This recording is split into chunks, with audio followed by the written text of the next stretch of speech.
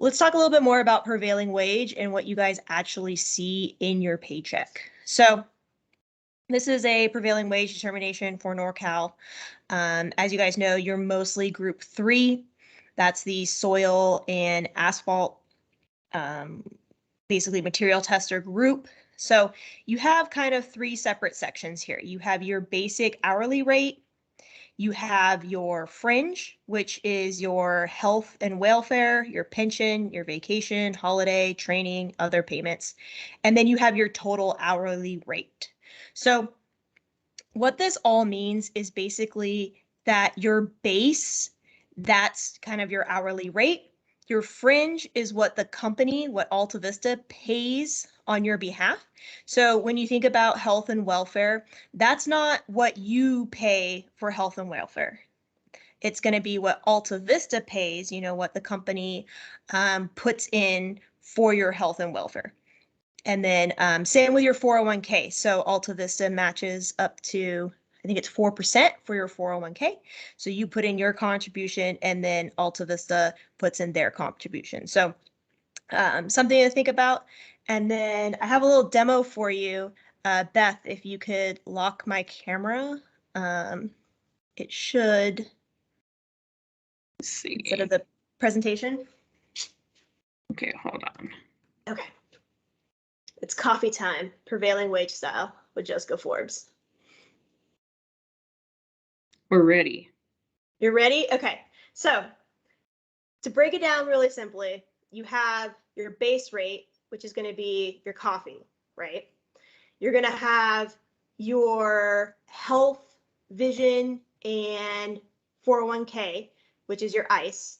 And then we have your PTO and holiday as your milk. So your PTO and holiday, you're not going to have any change on that. That's what Alta Vista pays for you. There's really nothing you can do. Like I said, coffee is going to be your base rate, and then ICE is your health. And again, this isn't what you pay. This is what Alta Vista pays as your employer contributions. So to help figure it out, let's say that for your health and 401k, you're just supporting yourself. You have the very low paying HSA option, right? So Alta Vista doesn't pay that much. So that means you're going to have maybe 3 ICE cubes. Now, that's this one right here. The other one, let's say you have a family of 5, you know, you have someone that needs a little extra health Medicare benefits, you fully invest into your 401k, that means you're going to have a lot more ICE than the other person.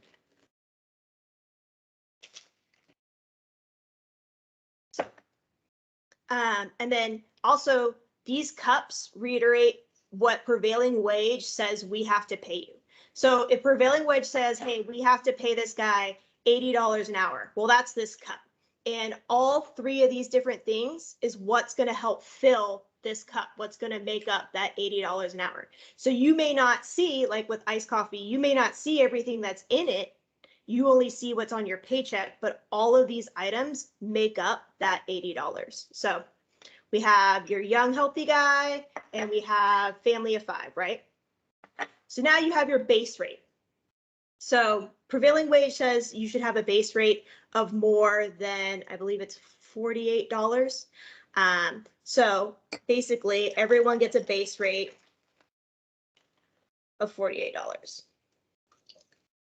But as you can see, if you have, all right, well, I messed up a little bit there. Now it needs to go back. If you have more ice, there's a lot left, or there's not a lot left in this cup, right? Where if you have less ice, you have a lot more left in this remaining cup. So we have your base rate, which is going to be the same for both cups, right? Let's say $50. You have your ice, which is going to be different on your individual preference. And then you have your milk, which is your PTO, and your holiday, which you really can't change. That's just going to be what it is.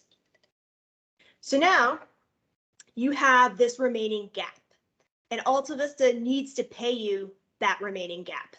So as you can see with the one with less ice, we're going to have to pay you a lot more than the one with more ice.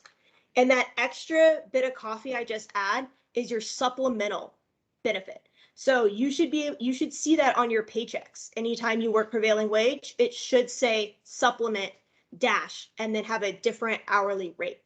And basically what that is that additional money that we have to pay you per prevailing wage for your paycheck.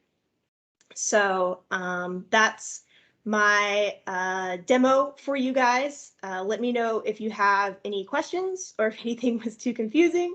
Prevailing wage is a pretty complicated topic, so we're all here to answer any questions you guys have.